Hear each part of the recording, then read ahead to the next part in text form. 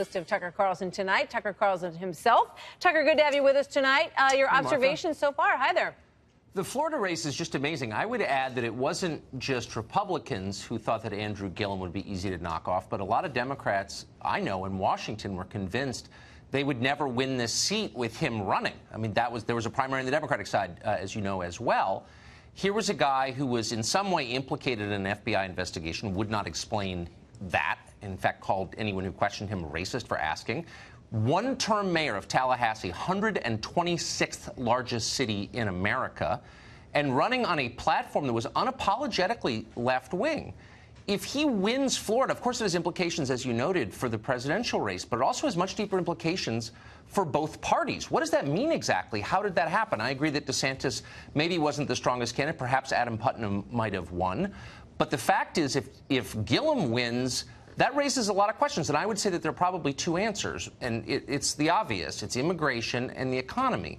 Immigration has changed Florida in a very recognizable way. The California of 30 years ago was solidly Republican. So was Florida. They now have different people living in them, and so they have different electoral results. That has kind of taken place beneath the notice, I would say, of most people paying attention. And the second is the economy, which is weaker in ways that we in Washington don't perceive. So the conventional measures of the economy are GDP and market performance, and both of them are great.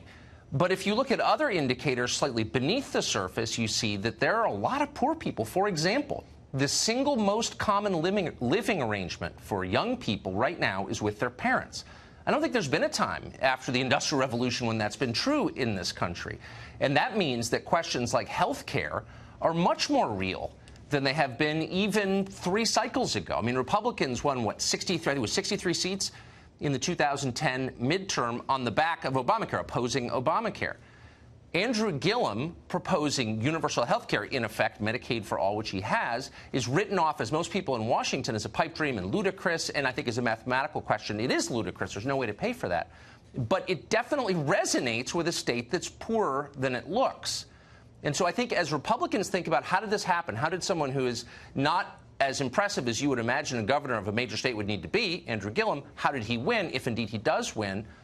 I think it's important to think through what's actually happening here.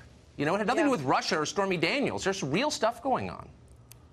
Yeah, I think you're absolutely right. And he also, I think, has built a grassroots campaign from the beginning. He sort of arrived on the scene. A lot of people didn't know who he was. As you say, he's the mayor of, a relatively smaller city in the United States. But his appeal, I think that's also something that I'm kind of watching in terms of the trend of the evening. Charismatic, appealing candidates appear to be doing, fairly well. I mean, we'll see what happens. Democrats recruited well, in other words. Absolutely. But they didn't. But I would argue in this case they didn't. I mean, I don't think if you had assembled a group of 20 Democratic political consultants in D.C. and said, draw your dream candidate, I don't think it would have been Gillum. I think they would have wanted someone who maybe looked like Gillum and had the manner of Gillum, but I don't think they would want someone with the hard left politics of Gillum. They thought he was going to lose. Again, I'm having talked to them.